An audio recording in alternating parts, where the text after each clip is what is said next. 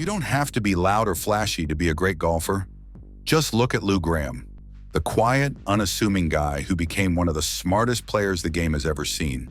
He didn't rely on big personalities or wild celebrations. Instead, he played with a strategy and precision, mastering every trick in the book and outplaying the competition. People might have seen him as a quiet nerd, but on the course, he was nothing short of a genius, a true master of the game. Graham wasn't just your typical golfer. Sure, he had the trophies, the wins, and the recognition, but there was something deeper that made him stand out in the world of professional golf. After retiring, while many of his peers took the usual route of becoming commentators, instructors, or designing courses, Lou carved out a whole new path for himself. He became a true authority on the rules of golf.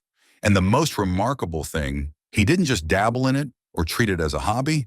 It became his second career and a huge part of his identity after retirement. His deep knowledge of the game's rules wasn't something he stumbled upon after his playing days were over. In fact, it had been a quiet passion of his throughout his career. While most players focused on perfecting their swings and mastering the courses, Lou became known for his understanding of the technicalities that governed the game. His attention to detail when it came to the rules was unparalleled, and it became a defining feature of his career, both on and off the course. Graham was very different. He wasn't interested in being the loudest or the flashiest. He was a man of quiet confidence. He didn't need to shout his greatness from the rooftops. His game did all the talking for him. He didn't need to be the center of attention, and perhaps that's why his profile remained relatively low despite his major wins, including his unforgettable victory at the 1975 U.S. Open. Graham's approach was refreshingly subtle, especially in a sport where some players gain as much fame for their antics off the course as their victories on it. He didn't seek endorsements or try to dominate the media. Instead, Lou let his achievements speak for themselves. He wasn't about creating a brand or building a flashy public persona. His understated nature only added to his appeal. It made him feel more authentic, more grounded, and more like someone you could trust to know the ins and outs of the game. And trust him, people did. After retiring from active competition, Lou transitioned into a career that few expected. He became the rules guy. He wasn't just some casual expert who occasionally gave advice. No, Lou became a recognized authority on the rules of golf, writing books and contributing to respected publications like Golf Digest. His in-depth understanding of the rules made him an essential figure in the golf world, someone who was relied upon to provide clarity and insight when disputes arose or questions needed answering. He took his role as a steward of the game's integrity seriously, and that's what made him stand out in the long run. In many ways, Graham's post-playing career as a rules expert was an extension of the man he was on the course, quietly confident, knowledgeable, and humble. He didn't need to be the loudest voice in the room to make an impact. And in a sport where so much attention is often paid to the larger-than-life personalities, Graham's quieter, more substantive approach to life after golf made him a unique figure. He wasn't chasing after fame or fortune.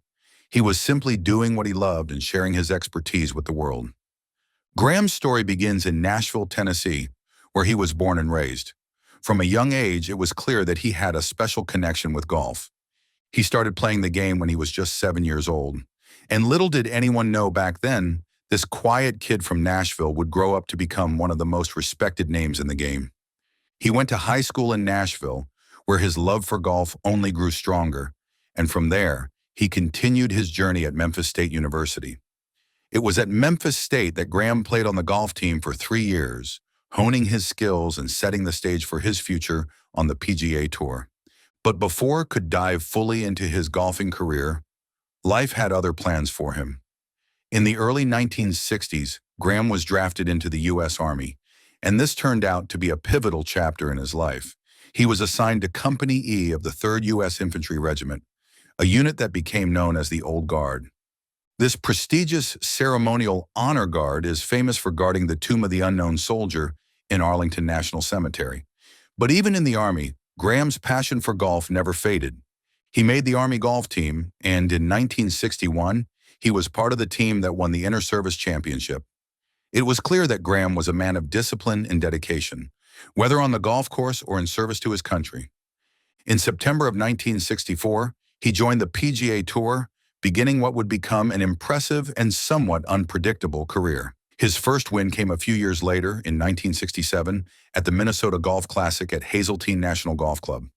That victory marked the start of his journey to becoming a respected name on the tour. But it wasn't a fast rise. Over the next decade, Graham's wins were few and far between. However, he was always a consistent presence, a steady force in the world of professional golf. It wasn't until 1972, 5 years after his first win, that he found himself on top again at the Liggett Myers Open. But it was in 1975 that Graham truly made his mark. That year, he claimed one of the most prestigious titles in golf, the U.S. Open.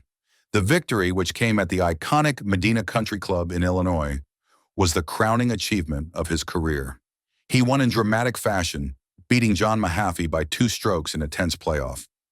That victory at the U.S. Open cemented his place in golf history, but it wasn't just the win that made it memorable. It was the way he played, with quiet confidence and unshakable determination, that made it all the more special. For a while, it seemed like his wins might slow down after that. In fact, he went through a rough patch, with only 3 wins over a span of 15 years. But golf has a funny way of surprising you, and in 1979, Graham had one of the most impressive stretches of his career. In just 11 weeks, he won 3 times, a feat that earned him Golf Digest's Comeback of the Year award. That run showed the world that Lou wasn't done just yet. He was far from it.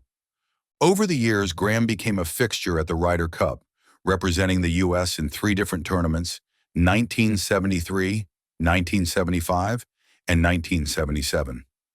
He was also part of the victorious 1975 World Cup team, further adding to his legacy as a team player.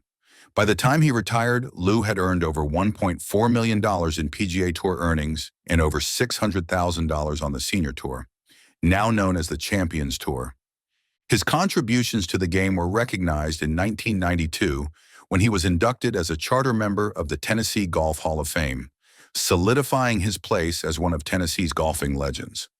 While Graham's time on the PGA Tour was defined by his U.S. Open victory, he continued to impress on the Senior Tour as well.